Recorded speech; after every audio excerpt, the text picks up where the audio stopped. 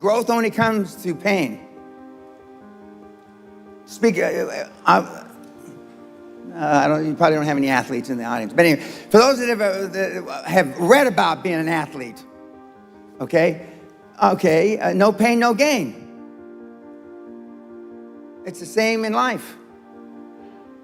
Elon Musk, Steve Jobs, Dan Pena, Ted Turner, amongst a whole bunch of others, all had one thing in common.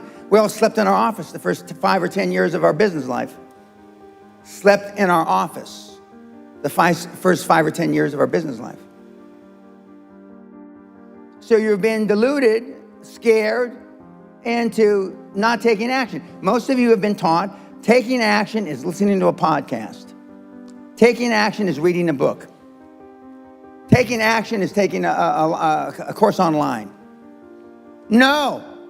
Taking action is pulling the fucking trigger. You know, I say in 4 words what most people say in a book. Just fucking do it. That's taking action. You don't get the third pretty girl to say yes to buy her a drink unless you ask her, right? That I had self-esteem. I didn't know till I got grown up and was an adult that everybody didn't have self-esteem. I didn't understand that. I didn't realize that everybody didn't have self-confidence. I didn't realize that everybody didn't have self-worth. Because the kids that I hung with all were like I was. Because their parents gave them a good role model. Most of the people that come to people like Michael or any of the gurus out there, and I call him a guru, come to them because you were lacking something in your childhood. In my particular case, a lot of people come to me because I'm the alpha male father they never had.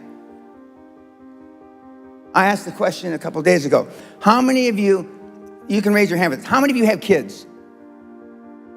Fuck, too bad. But anyway, you have kids, okay?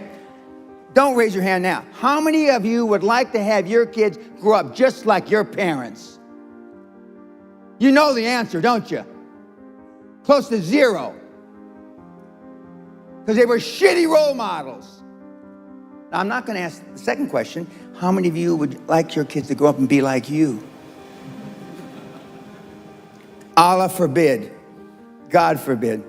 But being a high-performance person is a full-time job. Michael's known me over 20 years. I'm like this when I wake up in the morning to brush my teeth. I'm like this when I brush my teeth before I go to sleep. I'm like this 24/7, 365, and I've been like this for the better part of 50 years.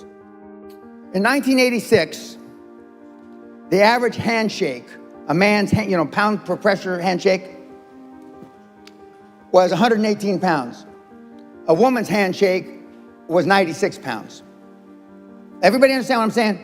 The pressure, when you shake hands?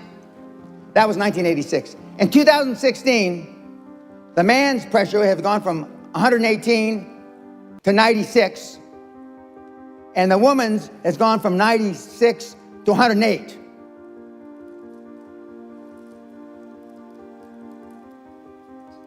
Women are acting like they had a pair, and men don't have a pair.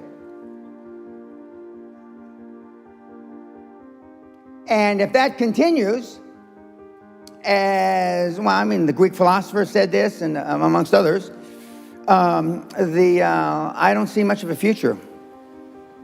But the sun is going to gobble up the earth in about between 7 and 11 billion years. Although I'm planning on living a long time, I'm not going to live quite that long. But just work hard. I don't know any other thing than hard work. And hard work is out of favor now. It just is. And I don't see any way around that. The only people that believe in hard work are people that, not the only, that's an exaggeration, but most of the people that still believe in hard work are people that I produced. The kids have less baggage. We have kids, the only asset they have is a 15-speed bicycle, which kind of puts the same category you're in, a 15-speed bicycle. For those of you that have done any research at all, on my website, we have teenage multimillionaires flying around in their own jet planes. Teenage multimillionaires flying around in their own jet planes. They understand that? I think they do. Okay. You should be embarrassed. Teenage multimillionaires flying around in their own jet plane. And he's the one that had the 15-speed bicycle. That's why I use it a lot. He's not a teenager anymore. He's 21. If he were standing right here, Josh Kim.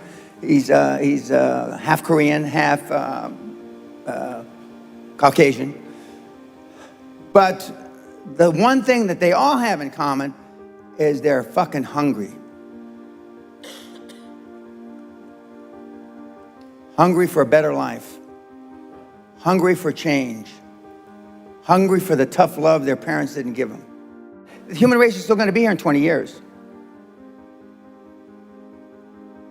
It's going to be, the Russians laugh at us.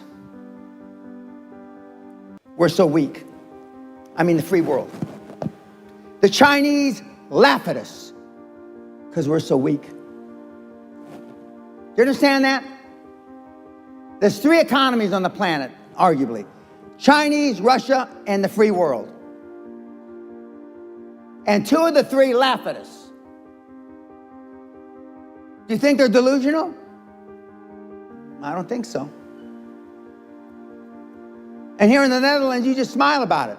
Not just here, in New York City, they smile about it too. But you can have anything you want in life as long as you work hard. And it's honest, legal, moral. We have 2 tests on my website. All my stuff's free, by the way. One is called a snowflake test.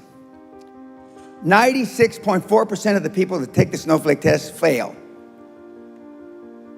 The first or second question on the test is, if someone spit in your mother's face, and I'm going to say this real slow so that you're Dutch, I remember. If someone spit in your mama's face, Baldy, you in the front row right here, okay? What are the choices? There's 4 or 5 choices.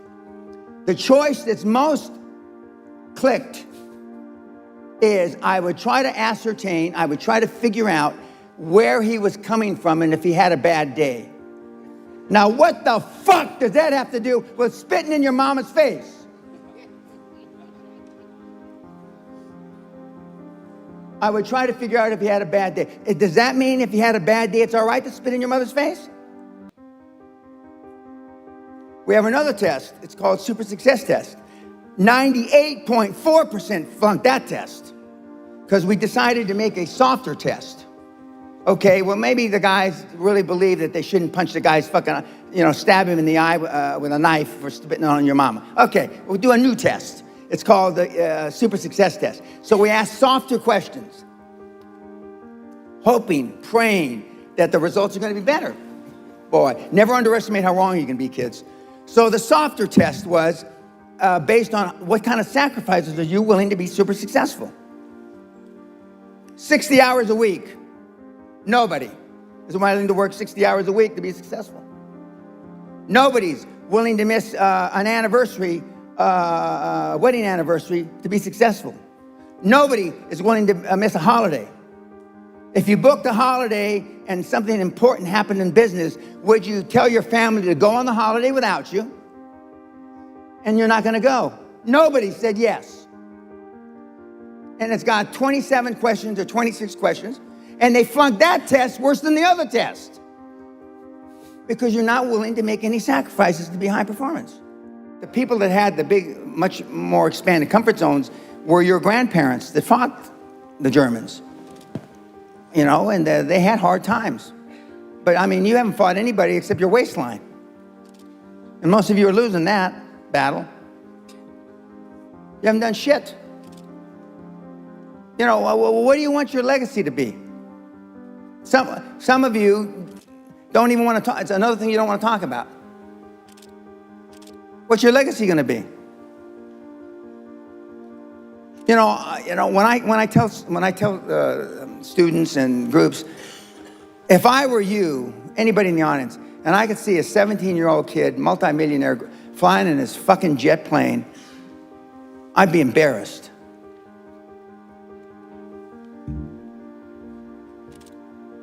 Teenager, no education, homeschooled, one of 10 kids,